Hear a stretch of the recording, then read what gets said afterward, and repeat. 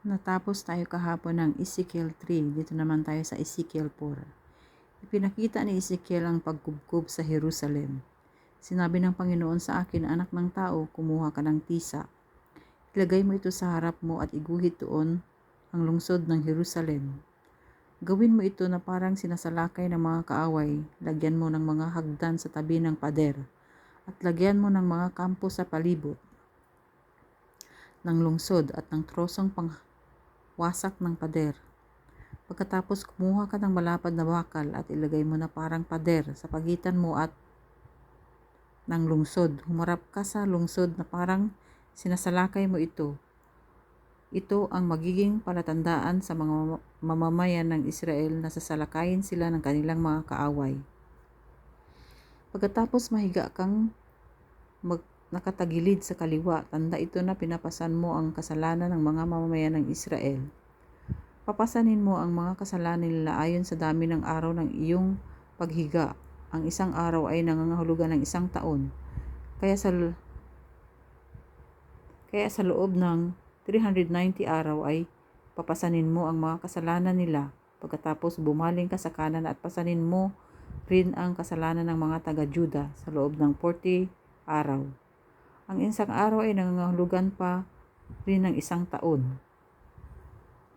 Tingnan mong muli ang tisa na may larawan ng Jerusalem at kinubkob at magsalita ka laban sa Jerusalem na nakatupi ang manggas ng iyong damit. Kapusin kita upang hindi ka makabaling hanggang sa makatapos ang pagkakita mo ng pagkubkob ng Jerusalem. Magdala ka rin ng trigo, sibada at iba't ibang mga buto. Paghalu-haluin mo ito sa isang lalagyan at gawin mong tinapay. Ito ang kakainin mo sa loob ng 390 araw habang nakahiga kang nakatagilid sa kaliwa. Bawat araw, 2.5 guhit lang na pagkain ang kakainin mo sa mga tinakdang oras. At kalahating litrong tubig lang ang iinumin mo bawat araw sa mga itinakda ring oras. Lutuin mo ang tinapay bawat araw habang nanonood ang mga tao. Lutuin mo ito tulad ng pagluluto ng tinapay na gawa sa sibada.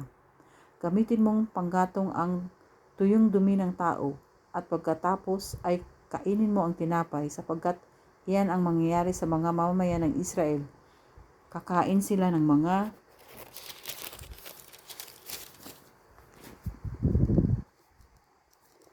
pagkaing itinuring na marumi sa mga lugar na pagdadalhan ko sa kanila bilang mga bihag.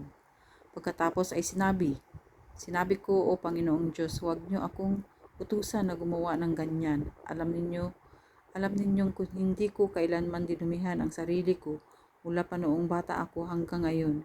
Hindi po ako kumakain ng anumang hayop na namatay o pinatay ng ibang hayop. At hindi rin po ako kumakain ng anumang hayop na itinuturing na marumi. Sumagot ang Panginoon, kung ganoon, dumi na lang ng baka ang gawin mong panggatong sa halip na dumi ng tao. Sinabi pa ng Panginoon, anak ng tao, babawasan ko ang pagkain sa Jerusalem, kaya tatakalin ng mga taga-Jerusalem ang pagkain nila iinumin. Mababalisa at magdadalamhati sila.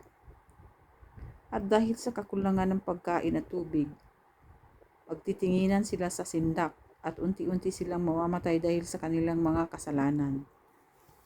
Dito na lang po.